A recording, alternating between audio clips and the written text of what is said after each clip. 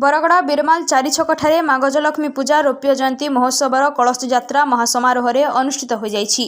एही कलश यात्रा अवसर में शताधिक श्रद्धालु उपस्थित थिबा बेले महिला मानक द्वारा कलश बुहा जाइथिला। एही कलश यात्रा रे निजे बिरमाल सरपंच सुषमा आचार्य मध्य सामिल थिले। कलश यात्रा को घंट पार्टी आकर्षणीय करिथिला।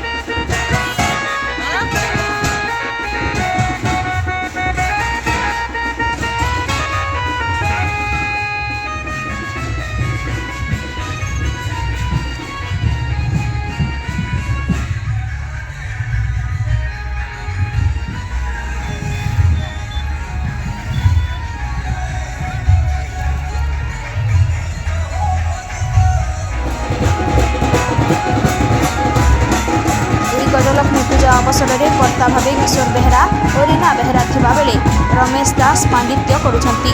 पूजा उत्सव को सफल करने कृष्णचंद्र दास, संजीव साहू, क्षीरोद्र साहू, फकीर साहू, बनमाली साहू, दिलीप भुए, नंद साहू, जितेश दास, साजेंद्र साहू, किशोर भुए, बंटी मेहर, चंद्र दास, ली साहू, कैलाश शाह, सुशील साहू प्रमुख सहयोग करथिले।